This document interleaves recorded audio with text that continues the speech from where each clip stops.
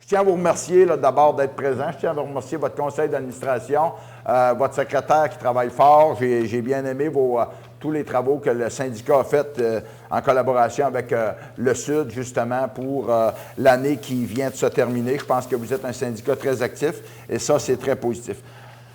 Je vais aller à la présentation rapidement. Ce que j'ai là comme présentation, vous avez le document, vous avez plus en détail dans votre document de la Fédération. Je vais commencer sur les marchés. Les marchés, vous voyez là la variation du volume depuis 2014 à aujourd'hui. On parle de 2,8 millions de vaches aux États-Unis, de plus depuis 2014-2015. Vous comprendrez que le Canada au complet en fait 4 millions. Alors, c'est presque les 2 tiers de la production canadienne qu'il y a eu en augmentation juste aux États-Unis. Alors, ça a des impacts. Depuis 2009, les courbes ont augmenté en 2011, puis ils ont continué à augmenter en 2014 pour des raisons, je pense que vous saviez, qu'il y avait eu des grosses sécheresses aux États-Unis, des liquidations de troupeaux, et ça l'a permis justement en baissant les volumes, de faire augmenter le prix du bœuf. 2014 a été une année record. Je pense que la majorité d'entre vous qui ont vendu des animaux dans cette période-là s'en souviennent et espèrent le voir revenir un jour. 2016, on voit, là, 2018, on est dans un plateau.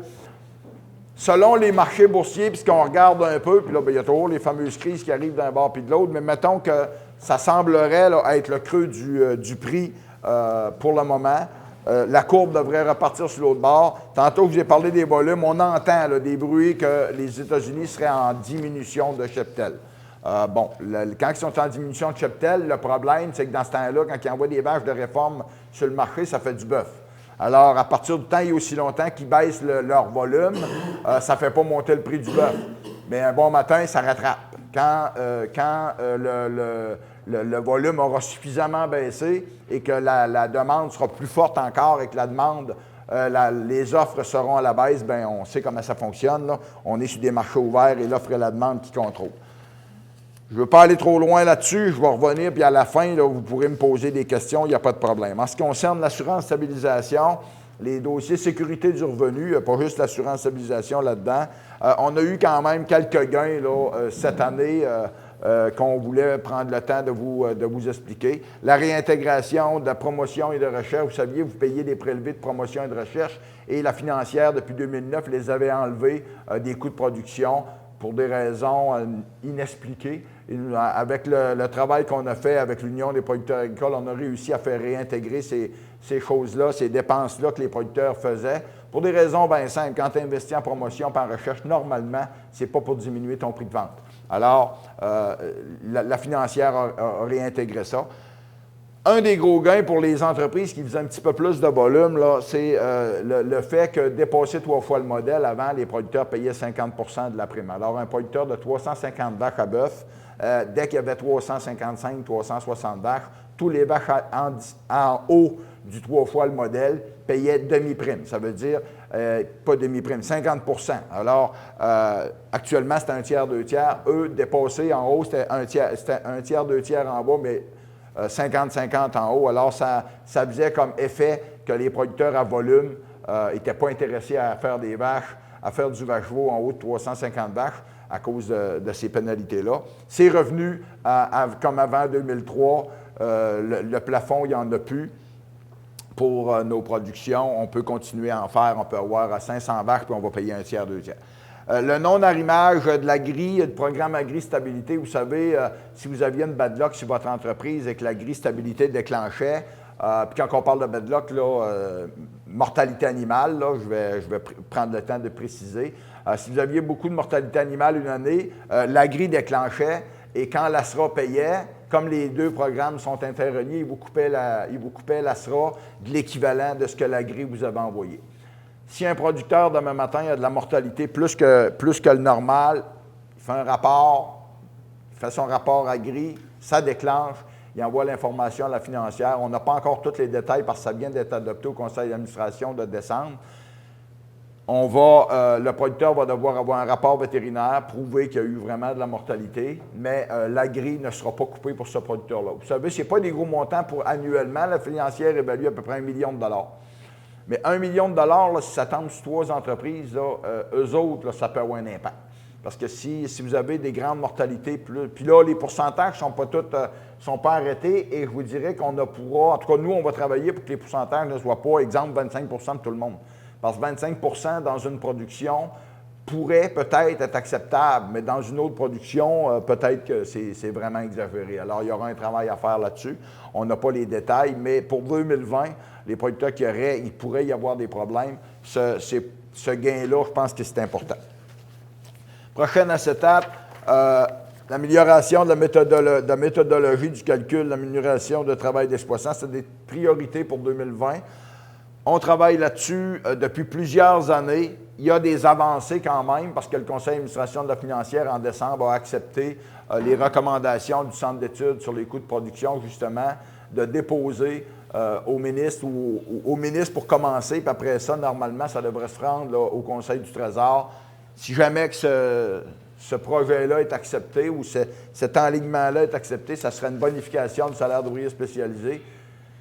Bon, puis là, écoutez, je ne veux pas m'avancer sur des montants parce qu'il y a quelques scénarios, mais dans le meilleur des scénarios, là, si le gouvernement y allait, là, puis la financière a les fonds suffisants en masse pour y aller, ça pourrait être autour de 20 millions de dollars qui pourraient être réintégrés ou en tout cas ajoutés dans les coûts de production. Puis là, on ne parle pas juste d'une production, mais on parle de toutes les productions sous ASRA, mais il n'en reste pas tant que ça, là. Il y a le porc, le bovin, veau de grain, veau de lait, bouvillon, veau de grain, veau d'embauche, agneau mouton et les petites céréales. Les autres, il n'y a plus d'autres productions sous ASRA. Alors, si le gouvernement réagit, on souhaiterait qu'en 2020, ce dossier-là soit finalisé et que, vous comprendrez que nous, on souhaite le meilleur des scénarios, là, mais on verra comment. Il y a un travail qui se fait actuellement, puis la financière est entièrement en accord, là. Le conseil d'administration a donné son appui unanime à cet enlignement-là, mais vous savez, avec les règles du gouvernement actuel, la financière, dès que le projet dépasse 1 million de dollars, doit aller au Conseil du Trésor. Alors, c'est toujours une problématique que depuis plusieurs années, autant l'Union des producteurs agricoles que le conseil d'administration de la financière demandent au gouvernement de lui donner plus de latitude pour justement pouvoir faire des programmes, des ajustements de programmes sans être toujours obligé de demander la permission au Conseil du Trésor. Au Conseil d'administration de la financière, il y a quand même 15 personnes très aguerries qui comprennent très bien la façon de fonctionner et ils pourraient avoir un peu plus de latitude. Retour sur 2013, la couverture du programme Agri-Stabilité. Vous comprendrez qu'avant ça, les programmes d'agri-stabilité étaient plus performants, ils étaient 15 %. Ils l'ont mis à 30 %. Il faut avoir 30 % de perte avant que ça déclenche. On demande à ce que ça revienne à 15 %. Entrée en vigueur en 2020 du programme du nouveau modèle veau de grain. Le veau de grain a fini son étude. Les résultats sont connus. On a 2,86 de plus par veau de grain d'assurance stabilisation. Vous savez, quand on faisait les enquêtes par le passé, souvent on se disait à toutes les fois qu'ils font le modèle, ils nous coupent. Dans certaines productions, le taux d'efficacité est rendu pas mal à son maximum. Dans le veau de grain, vous voyez, là, il n'y a pas eu de baisse de coût de production, justement parce que les producteurs sont pas mal rendus au top de l'efficacité. Alors, ça donne grosso modo le même ASRA. On l'a vu dans les derniers modèles, dans nos productions bouvillon, veau d'embauche, il y avait eu beaucoup moins de variations. Et on pense que l'efficacité, maintenant, il y a des limites à aller la chercher. Agri-investissement accumulé dans le veau de grain, il y avait, pendant 4-5 ans que l'ASRA n'a pas déclenché, alors il y avait accumulé des agris. Vous comprendrez que cette année, quand l'ASRA a déclenché, la financière a ramassé son 39 $, puis elle a envoyé le reste que les producteurs devaient recevoir. Alors, eux sont revenus comme à zéro, ils n'ont plus d'agri-stabilité en surplus. Les fameuses relations gouvernementales, c'est un dossier que la Fédération travaille, qu'on s'implique de plus en plus pour se faire connaître. Il y a un bout de temps, les producteurs de bovins étaient très peu connus par la financière, en tout cas très peu connus positivement par la financière, par le gouvernement, autant fédéral que provincial. On a travaillé très fort là-dessus. On a participé aux rencontres, à plusieurs rencontres, vos représentants régionaux, comme la Fédération, avec les députés dans la campagne électorale fédérale. On a défendu plusieurs enjeux. excusez, la fameuse viande végétale, l'accès aux marchés internationaux, la fermeture de la frontière avec la Chine, ça a été, j'ai eu un moment donné la ministre fédérale qui a demandé à ce qu'on la rencontre avec les producteurs de l'Ouest à l'aéroport de Montréal. Là, je ne sais pas pourquoi c'était là, mais en tout cas, probablement pour ceux qui venaient de l'Ouest, c'était moins compliqué. On a eu une rencontre avec eux justement à propos de la fermeture de la Chine. On sait très bien que ce n'était pas à cause de certains certificats. En tout cas, moi, ma lecture, c'est plus à cause de la Mme Huawei là, qui est rentrée au Canada et que le gouvernement chinois voulait qu'on la retourne, puis les Américains ne voulaient pas. Puis nous autres, bien, comme on était entre l'arbre et l'écorce, ben, on s'est ramassé que la Chine a fermé la frontière dans le port, a fermé la frontière dans le bœuf et a réouvert quand ils ont commencé à avoir besoin de stock. Là. Ils ont étiré tant qu'ils ont pu, mais à un moment donné, comme leur production est vraiment en problème de santé, puis ils ont beaucoup de liquidation de troupeaux en Chine, puis c'est le plus gros producteur de porc sur la planète. Alors, comme il y avait beaucoup de problèmes, maintenant, ils n'avaient pas le choix de réouvrir. Leurs citoyens voulaient quand même avoir de quoi manger. Là. Alors, ça a eu un impact. Alors, vous comprendrez qu'il y a eu une réouverture de la frontière, mais avec ce qui se passe là, la fameuse fièvre, pas trop fièvre, là, mais la coronavirus, bon, là, les bateaux sont jamais au port de mer, puis le port a diminué d'exporter justement à cause de la main-d'œuvre là-bas, des problèmes de santé. Alors, un jour, ils vont régler le problème, là, mais en tout cas, pour le moment, ils ont de la misère. Les barrières tarifaires pour exporter en Europe, vous savez, on a des ententes, notre gouvernement canadien a pris des ententes avec l'Europe, avec les États-Unis, peu importe, mais en ce qui concerne l'Europe, entre autres, pour rentrer là, on a une entente qu'on a le droit d'en rentrer je ne sais pas combien de milliers de tonnes, je n'ai pas les détails, mais le problème, c'est qu'ils mettent des barrières non tarifaires. Exemple, comment on lave les carcasses au Canada, eux n'acceptent pas notre façon, le produit qu'on utilise, ils ne l'acceptent pas. Nos abattoirs, c'est un produit qui est accepté par Agriculture Canada, qui est accepté aux États-Unis, qui est accepté dans plusieurs pays, mais l'Europe, pour éviter justement qu'on exporte là-bas, disent bien, ce produit-là, nous, on ne veut pas. Fait qu'à partir de là, il y a un travail qui se fait. À quelle hauteur politiquement? Le problème, c'est que souvent, on signe des ententes, notre gouvernement signe des ententes sans avoir tout clarifié ces détails-là avant. Et par après, réouvrir une entente, c'est tout le temps plus difficile.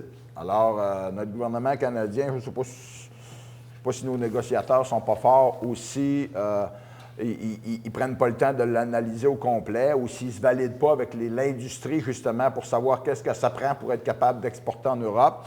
Mais dans ce dossier-là, entre autres, on ne peut pas exporter autant dans le bœuf que dans le veau pour le moment. Dans le veau, ils mettent un critère qui est les hormones. Ils disent les produits bovins canadiens ont droit d'utiliser des hormones, sauf qu'au Canada, en tout cas dans l'est du Canada, qui sont l'Ontario et le Québec, tout le veau de grain et le veau de lait sont, depuis, je pense, une douzaine ou une quinzaine d'années, ne peuvent plus utiliser d'hormones. La raison première, c'était pour exporter aux États-Unis, parce que les Américains ne voulaient pas qu'on l'utilise. Alors, on est sans hormones dans le veau, mais l'Europe ne le reconnaît pas. On est, comme organisation, aussi membre de la Canadian Cattlemen Association. C'est un groupe, les groupes de producteurs de l'Ouest. On est membre avec eux. Ils ont une force de frappe avec le gouvernement fédéral beaucoup plus forte que nous au Québec. Ils sont très influents auprès du gouvernement fédéral.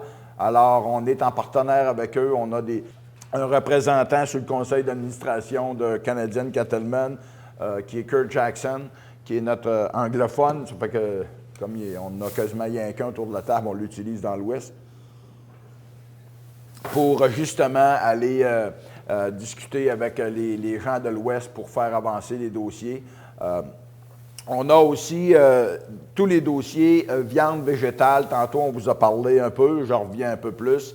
Vous savez, cet été, quand ils ont commencé à parler négativement de la viande et que Beyond Meat est arrivé en disant que c'est un produit santé qui protège l'environnement, mais que de l'autre côté, le bœuf, c'est un polluant, puis c'est un gaz à effet de serre, puis c'est pas santé. On a réagi, premièrement, parce qu'ils appelaient leur produit viande végétale, et là-dessus, on a fait une plainte à l'Agence canadienne d'inspection des aliments qui a adhéré à notre demande et qui a demandé aux compagnies de ne plus utiliser le mot viande dans leur publicité. puis ils ont donné le libellé, là, qu'est-ce que ça veut dire, viande, comment c'est produit de la viande. Et à partir de là, on a eu ce gain de cause-là. Il y a été une journée, entre autres, là, où on a eu beaucoup d'entrevues. Vous avez vu, là, avec Mario Dumont, on a eu plusieurs entrevues avec les journaux, les radios, justement. Au début, certains journalistes voulaient nous faire dire qu'on voulait dire au monde quoi manger. Notre commentaire a toujours été le même, le monde peut bien manger ce qu'il veut. L'important, c'est que nous, on n'appelle pas ça de la viande quand c'est pas de la viande. Point. Le produit viande, on trouve qu'il y a une notoriété, et je comprends qu'ils utilisent le nom viande. Eux autres, c'est probablement plus vendeur que 36 éléments ou 36 produits mélangés. Ça a sorti pratiquement quelques mois, ce produit-là, après que l'Agence canadienne, pas l'Agence, mais que Santé Canada ait sorti leur nouveau guide alimentaire. Le nouveau guide alimentaire dit de manger le moins de produits transformés possible. D'un côté, tu as une tranche de steak, à part le coup de couteau qu'elle a eu pour la transformer, c'est à peu près tout. Et de l'autre côté, 35-40 produits mélangés pour essayer d'y donner le goût. Ça a été positif. Il y a eu un bout de temps, on s'est fait ramasser un peu, mais quand on a eu aussi en anglais, Kirk a fait des présentations à CBC et ça a fait le tour du Canada assez rapidement. Les gens de l'Ouest n'avaient pas réagi au début. Quand ils ont vu notre réaction puis qu'ils ont vu l'ampleur que ça prenait, ils nous ont félicité d'avoir réagi d'abord. Et ça a été assez loin que même les États-Unis ont demandé nos lignes de presse. Et les producteurs américains ont demandé à leur gouvernement aux États-Unis de modifier la loi justement pour qu'eux autres aussi arrêtent d'appeler ça de la viande. Ce qu'on entend là-bas, les demandes, là, ce serait d'appeler ça de la simili-viande. Simili, c'est moins vendeur à mon avis. C'est à peu près comme du simili-bacon. Là, pour ceux qui ont déjà essayé ça, ça vaut pas cher la livre. Fait que, c'est à peu près... mais politiquement, on a fait un bon gain. Pour nos producteurs, je pense qu'ils étaient satisfaits de la réaction qu'on a eue dans ce dossier-là. Et ce n'est pas un dossier qui est terminé, là. C'est les réactions qu'on a eues sur le banc. Ensuite, on a eu la rencontre cet automne avec le ministre de l'Agriculture, avec les trois présidents des veaux, veaux de grain, veaux de lait et veaux d'embauche. Le ministre vous savez, bon, c'est pas tout le temps évident de pouvoir rencontrer le ministre. Il faut avoir des dossiers. Nos trois groupes se sont préparés pour avoir certaines demandes. On a demandé au ministre de l'Agriculture que soit la financière ou qu'il y ait des programmes spéciaux dans le veau, exemple, si on veut que nos producteurs qui restent encore en indépendant, parce qu'il en reste encore quelques-uns, puissent continuer à le rester, qu'on ait des financements plus faciles. Vous savez, quand tu es dans une production animale, pratiquement sans sol pour certains, à part la bâtisse, ça te donne en garantie, puis les animaux que tu as dedans, tu n'as pas grand-chose à donner. C'est pas évident pour les producteurs d'avoir du financement. Alors, ils ont deux choix. Ils vont vers l'intégration ou il y a quelqu'un quelque part qui est back, puis avec le temps, il ramasse l'entreprise. On a vu ça dans certains cas. Alors, ce qu'on demande au gouvernement, c'est d'être plus proactif puis d'être plus ouvert à un financement pour ces entreprises-là. Programme d'investissement aussi pour continuer la croissance de la production. Si on veut, encore une fois, qu'il y ait des producteurs qui soient le plus indépendants possible et qui réussissent d'en vivre, bien, d'avoir des programmes d'investissement qui... Le problème des programmes de financement, pas de financement, mais d'investissement, ils sont pour global. Porc, volaille, mettez tout le monde ensemble, on fait un programme pour le bien-être animal. Sauf que des productions n'ont pas besoin de la même façon que d'autres. Et actuellement, leur règle, c'est souvent des équipements fixes que tu ne peux pas déménager. Alors, pour certaines productions, exemple le veau d'embauche, l'équipement qui probablement serait le meilleur pour le bien-être animal, c'est un hache-paille, par exemple. Un hache-paille, des brise-vents. Des brise-vents qui pourraient être faits par le producteur sans avoir besoin un agronome et un ingénieur pour faire ça. Nos producteurs sont quand même assez débrouillards dans certains cas là, pour faire des brise-vents et de travailler leur affaire. Vous savez, je donne souvent l'exemple, si moi j'ai un projet de construction de porcherie qui va coûter $1 demi-million, de toute façon, ça me prend un ingénieur, ça me prend un agronome, ça me prend tout ce beau monde-là, et en plus, j'ai droit à une subvention. Bon, ça fait partie du deal, puis je vais chercher 50 ou 100 000 $. Si j'ai un projet de 35-40 000 $, pour certains producteurs de veau d'embauche, 35-40 000 $, c'est aussi important que 500 000 $ dans une autre production. Mais là, s'il faut que je dépense 10 000 pour une gang de conseillers d'un bord puis de l'autre, bien là, je me dis à mon jargon, que le diable les emporte, je vais faire ça tout seul dans mon coin. Alors, il faut trouver une façon que les programmes soient ajustables à chaque production selon les besoins de la production, puis d'arrêter d'avoir des programmes coast to coast, one size fit all, ça ne marche pas pour tout le monde. L'amélioration de l'accessibilité aux primes verts, c'est une demande qu'on fait justement parce qu'il y a des fermes qui ont eu, par le passé, accès aux primes verts. Et quand la ferme a eu accès aux primes verts et qu'elle a atteint le plafond, elle n'y a plus accès. Tu arrives, là, les normes arrivent de plus en plus, les exigences s'en viennent de plus en plus. Le réchauffement de la planète va avoir des impacts. On demande, nous, est-ce qu'il y a un write-off de fait sur le passé pour cette entreprise-là, quand il y a un jeune qui arrive dans l'entreprise, qui ait droit à des aides gouvernementales pour se conformer et améliorer. Et souvent, les fermes prennent de l'expansion. Le jeune arrive, il faut prendre l'expansion. Mais il faut prendre l'expansion, il y a des nouvelles normes environnementales qui arrivent. Puis là, parce que tu as eu un aide, tu n'y as plus droit. Alors, on travaille fort avec le ministère là-dessus pour qu'il améliore ce bout-là. Bon, l'accès à la propriété des terres agricoles, c'est une problématique, surtout pour des productions animales qui ont besoin de beaucoup de terres et que ce n'est pas nécessairement à l'hectare le rendement le plus élevé comparativement à d'autres productions. Alors, on demande comment on pourrait trouver, puis on n'a pas trouvé la solution, on demande à s'asseoir avec la financière, avec le gouvernement, comment on pourrait trouver une formule pour que les entreprises vaches-veaux, bovines, puissent avoir accès à de la terre, être compétitifs avec d'autres productions. Ça peut arriver que dans certains coins, ce soit difficile. Il ne faut pas rêver non plus, mais au moins trouver des formules pour que les terres soient accessibles le mieux possible.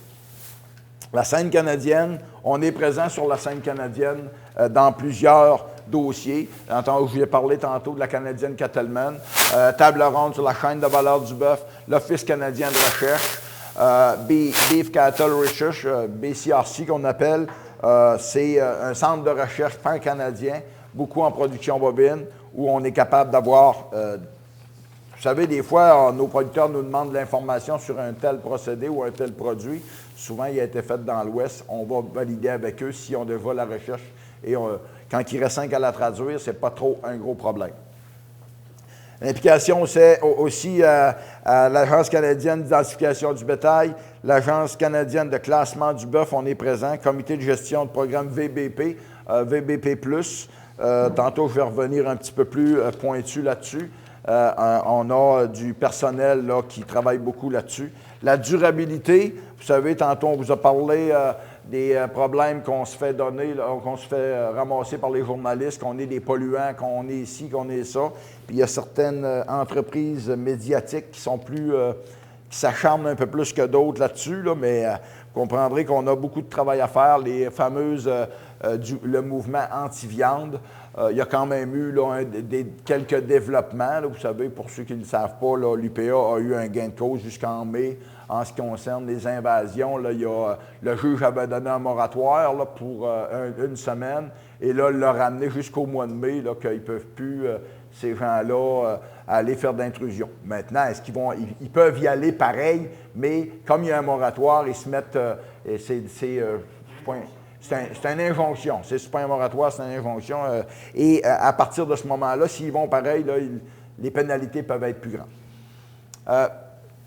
Vérification des critiques, on est en train de travailler pour un contre-argumentaire. Quand vous allez, là, dans quelques semaines, recevoir l'avis de convocation pour l'Assemblée générale qui va avoir lieu à Québec, vous allez avoir un petit fascicule là, qui vous donne des arguments, justement, de l'information sur questions-réponses, sur on est des polluants, OK, la réponse, on va vous faire parvenir là, de l'information. On veut aller plus loin, on veut travailler pour informer le public, justement. Et ce fascicule-là, on espère que vous ne l'enverrez pas à la récupération. Ça devrait être un outil que vous gardez avec vous, justement, en famille, avec des amis, pour pouvoir répondre. On veut vous fournir de l'argumentaire. Vous n'êtes pas obligé de vous chicaner avec votre famille, là, mais au moins de leur donner l'information. Après ça, les gens réfléchiront comme ils veulent.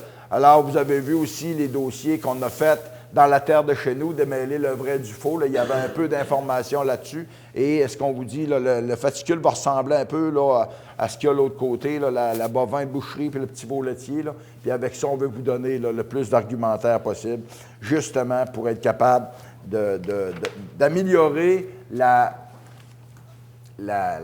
notoriété de la production, puis de voir que les producteurs, de la façon qu'on produit, on le fait pour le bien-être animal, puis on le fait pour une qualité de produit de très bonne qualité.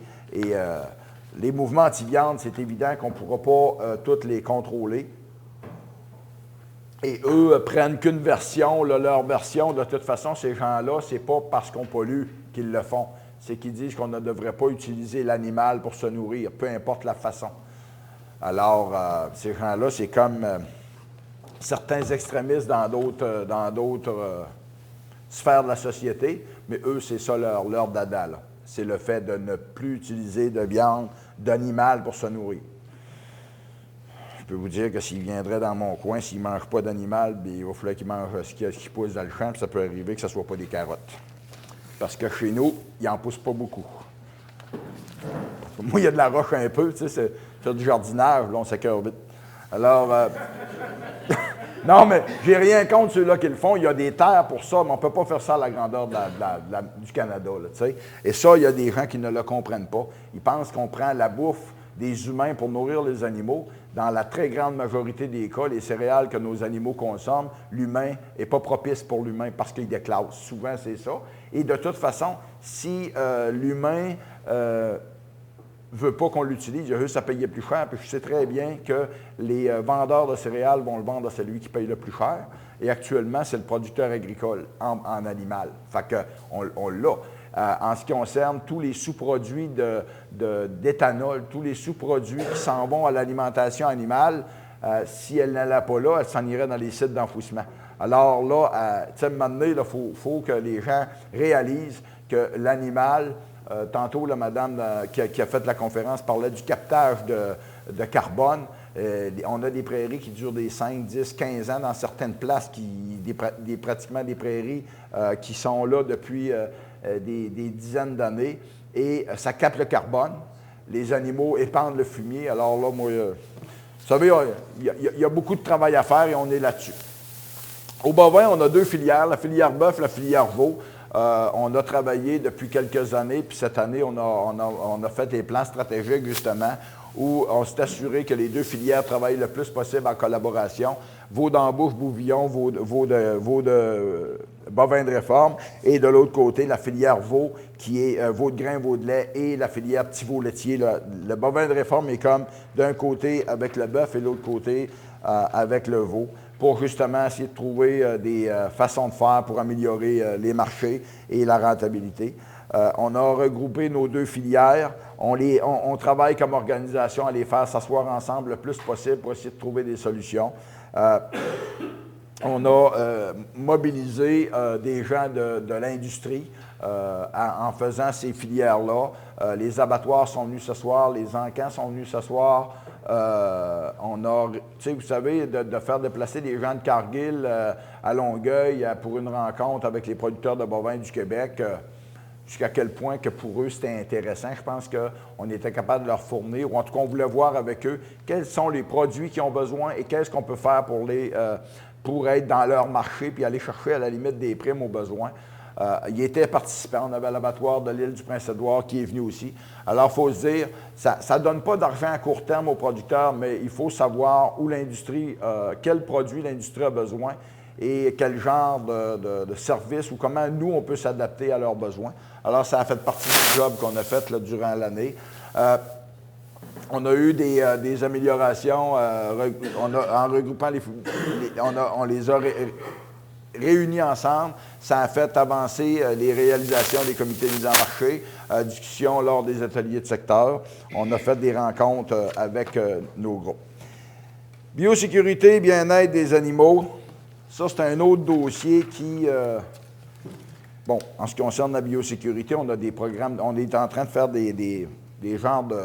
pas de la recherche, mais des projets des projets justement en biosécurité pour le transport des petits veaux laitiers, entre autres, avec le comité bovin de réforme, la fédération, Nathalie Côté, notre employée en biosécurité, puis en bien-être animal, puis en transport, travaille sur ce dossier-là justement pour essayer de voir comment on peut améliorer le transport des animaux pour éviter les stress, éviter que les consommateurs d'un côté pensent qu'on les maltraite dans le transport.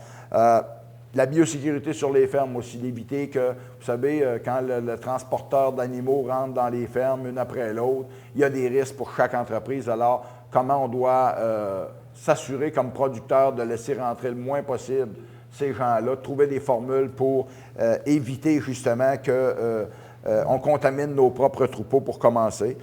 Projet de mesures d'urgence avec les producteurs de lait. On a un projet avec Nathalie qui travaille là-dessus, avec les producteurs de lait, justement. On regarde le circuit des producteurs de lait d'un côté. On regarde aussi les mesures d'urgence avec eux parce qu'eux ont des contacts beaucoup plus rapidement avec les producteurs laitiers parce que sur le site Internet, la majorité des producteurs de lait vont là-dessus quasiment tous les semaines. Là. Alors, ils peuvent avoir plus d'informations. La Fédération des producteurs de lait a des liens plus rapides avec ses producteurs. On travaille en collaboration, justement, pour pouvoir, s'il arrive un problème de santé quelconque, qu'on soit capable de réagir rapidement. Le fameux programme PISAC, un programme du gouvernement provincial qui a été développé, depuis, je pense qu'il y a 2 ans de fait.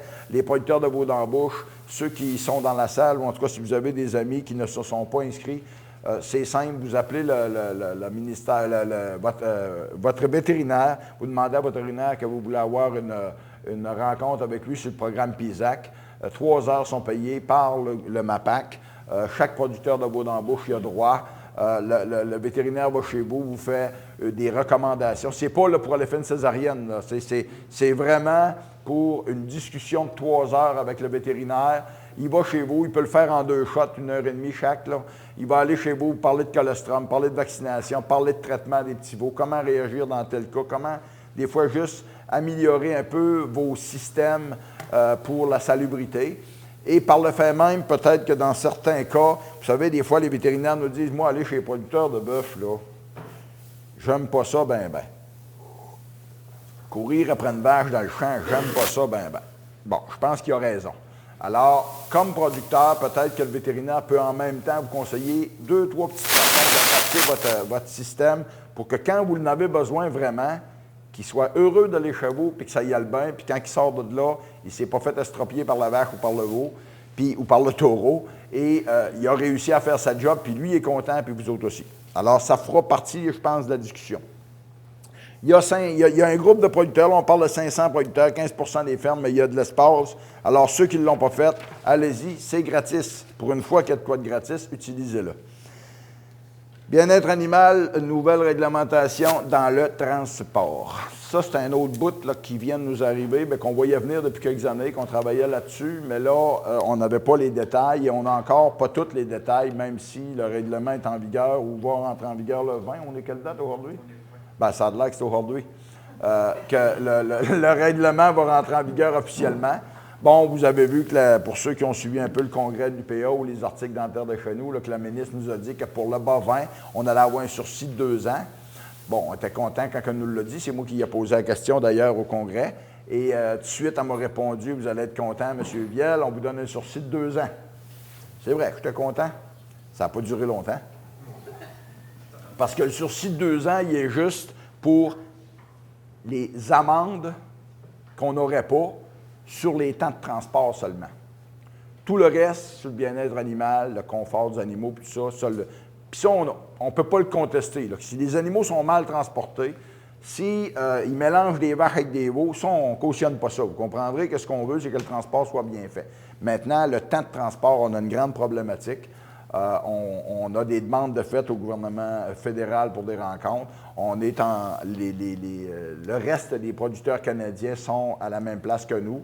Je vous dirais que les producteurs des maritimes sont encore beaucoup plus nerveux qu'eux parce qu'eux, en ce qui concerne surtout le petit veau laitier, là, ils n'en ont pas d'acheteurs de petits veaux laitiers dans leur région. Les veaux s'en viennent à la grande majorité au Québec ou en Ontario. Et 12 heures, c'est presque impossible là, pour les temps de livraison. Pour les gros bovins, on va être capable de s'ajuster. On a des demandes d'ajustement, mais je pense qu'on va être capable de... Il y a un point qui n'était pas là, qui est aussi, c'est les animaux fragilisés, là. Ça, il n'était pas dans le règlement avant. Un animal fragilisé, maximum 12 heures, il devra débarquer puis se reposer au moins 8 heures. Mais un animal fragilisé, ça peut être aussi une vache en lactation qui, je vais vous donner juste un exemple, un producteur laitier, sa vache, ça fait 2 mois qu'elle est en lactation, puis elle se scrape un trion ou elle pogne une mamite, puis il décide de l'envoyer dans le trailer. Ça, c'est passible d'amende. Parce que si l'animal n'est pas abattu dans le 12 heures, elle devient le pitreau chargé. Et bon, à la limite, si c'est une mamite toxique ou peu importe, pourrait s'empoisonner. Le producteur pourrait être mis à l'amende. Alors, c'est évident que les producteurs devront modifier leur façon de faire, soit tarir ta vache, la garder plus longtemps, la traiter, la tarir, puis après ça, la vendre. Bon, il y a des affaires qu'on va pouvoir défendre, il y a des affaires qui vont être plus difficiles à défendre, mais le 12 heures dans le petit veau, ça, on pense qu'il devra être... en tout cas, nous, on fait des pressions pour le modifier, parce qu'un petit veau, 12 heures, même s'il ne mange pas avant jusqu'à 18 heures, il ne meurt pas de ça. C'est loin d'être un problème pour les petits veaux. Mais on attend les résultats de recherche parce que tous ces règlements-là sont sortis, puis les projets de recherche ne sont pas encore finalisés.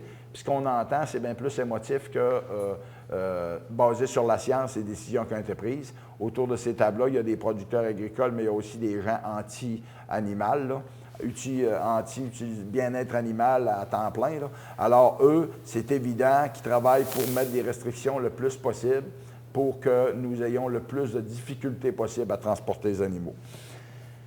Alors, on travaille très fort sur ce dossier-là. C'est sûr qu'on a aussi des genres Nathalie travaille justement pour l'organisation de transport, mise en place mise en marché des petits veaux laitiers pour améliorer.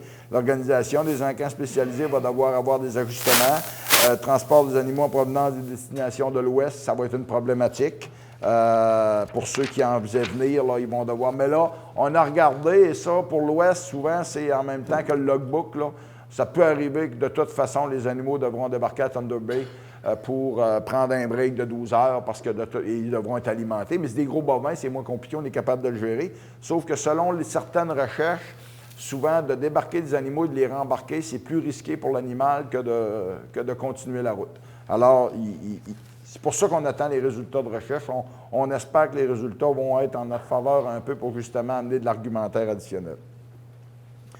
Puis là, je vous ai parlé de l'annonce de Mme Bibeau. Comme d'habitude, je ne rends pas mes acétates en ordre. Alors, je vous en ai parlé. Là, le résultat, c'est que, vous l'avez vu, le lobbying des PBQ, là-dessus, on a travaillé on a fait beaucoup de démarches avec la Canadian Cattlemen et les autres pour justement que le gouvernement modifie. On n'a pas les résultats encore. On a, nous, de reporter de 2 ans si on l'a eu, mais il reste à... Moi, reporter un règlement de 2 ans, s'il ne le modifie pas, dans 2 ans, on va être à la même place qu'aujourd'hui, on a le même problème. La province ne rapetissera pas, le pays ne rapetissera pas, puis il ne se construira pas de fermes d'engraissement dans le Vaud, au Lac-Saint-Jean, au Bas-Saint-Laurent, puis en Abitibi. Là. Ça, il ne faut pas rêver, là, il ne s'en fera pas d'autres. Et les abattoirs, il n'y en aura pas plus, en tout cas, très peu de plus, puis s'il y en a, pas moi qui va être contre, là. Mais dans ce temps-ci, on les voit plus diminuer des abattoirs que d'augmenter. En ce qui concerne la prochaine acétate, encore de mettre rapidement des programmes d'aide. Oui, on demande des programmes d'aide, mais avant de demander des programmes d'aide, c'est sûr qu'on dit au gouvernement, si tu gardes ton règlement tel quel, il va falloir que tu mettes de l'argent pour que soit les encans modifient leur installation, que les transports se soient améliorés. Mais ça ne peut pas être tout le temps la même vache puis le même petit veau qui paye les factures. À un moment donné, il y a des limites à avoir des exigences de la société et que ce soit tout le temps l'animal qui paye la facture. C'est sûr que dans ce point-là du bien-être animal puis toutes les exigences, tantôt vous avez parlé un petit peu de l'abattage, je dérogue un peu de ma présentation, mais vous avez vu l'annonce du ministre de cette semaine, là, certains vont pouvoir faire un projet, ils font un projet de recherche ou d'essai d'abattage de la volaille à la ferme. Et hier, Paradon, j'ai écouté Radio-Canada, et le promoteur de ça, là, qui est le chef d'opinion de l'Union paysanne, entre autres, disait que leur projet, eux autres, c'est une volaille qui est née à la ferme, un petit œuf qui est pondu à la ferme, qui éclot à la ferme, qu'on engraisse à la ferme, puis par une belle journée ensoleillée dans le gazon, on abat la volaille.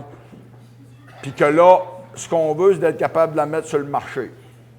Bon, juste qu'il l'abatte puis qu'il en mange lui-même, ça y appartient. Là. Mais là, la salmonelle puis toutes les normes sur la salubrité des aliments, si on commence à faire ça, je suis persuadé que ça ne sera pas long qu'il y a quelqu'un quelque part qui va demander la même affaire dans le bœuf. Là. Moi, je ne sais pas vous autres, là, mais de recommencer à battre au bout du loader, c'est-tu la bonne idée? Là? Je me pose la question, si on veut vendre de la viande, si vous voulez en manger, ça vous appartient, c'est votre viande.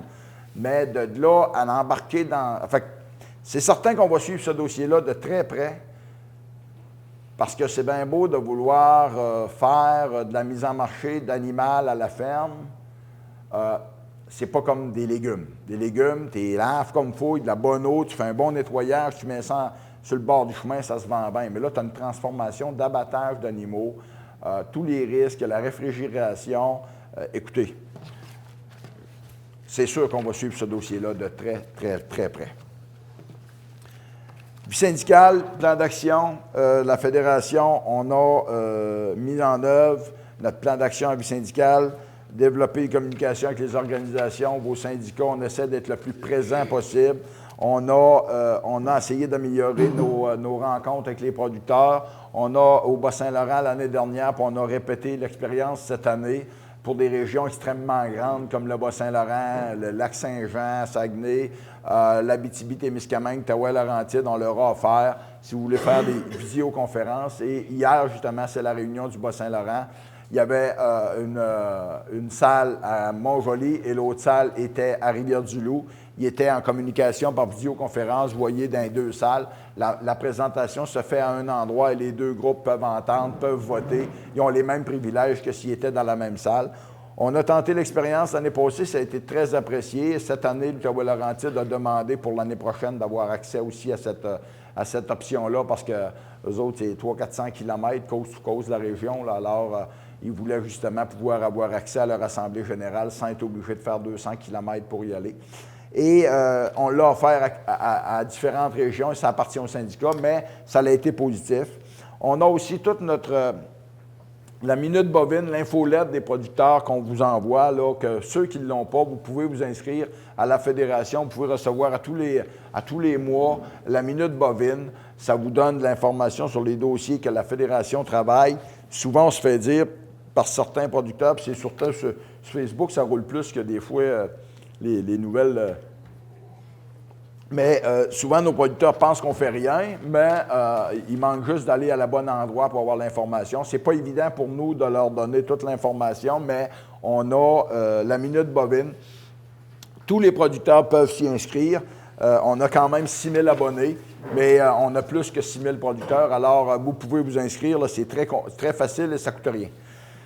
En ce qui concerne les projets en vie syndicale, on a aussi une journée destinée à la relève qu'on a faite le 23 janvier. Il y avait 25-30 jeunes de la relève, là, puis beaucoup d'entre eux n'étaient pas au courant de tout ce qui se faisait aussi à la Fédération. Et la financière agricole était présente et a présenté leur programme pour la relève. Et beaucoup de jeunes ont resté surpris de toutes les possibilités qu'il pouvait y avoir. Il y avait une jeune là, qui est venue faire une présentation sur comment elle a démarré en production bovine. Et il y a les programmes financiers, il y a les programmes MAPAC, mais aussi les programmes régionaux, CEDAC, il y a un tapon, là, je ne les connais pas toutes, mais souvent dans vos propres régions, si vous prenez le temps pour les jeunes de s'informer, de monter votre projet, il y a des aides au démarrage de nouvelles entreprises, agricoles ou autres, mais si c'est une nouvelle entreprise, c'est une nouvelle entreprise. D'ailleurs, vous pouvez y avoir accès. On travaille pour donner du matériel pédagogique pour les écoles. Dans les écoles, ce n'est pas tout le temps évident parce que d'abord, il faut que la commission scolaire ou l'école accepte que vous amenez de l'information et que le professeur ne soit pas trop végétarien non plus, là, si on veut parler de production. Non, mais ça fait bien des farces, mais dans la vraie vie, c'est un peu ça. Là. Il y en a beaucoup là-dedans qui ont des idées déjà préconçues. Là. Et c'est les mieux placés pour inculquer certaines doctrines sans que ça paraisse trop à des étudiants.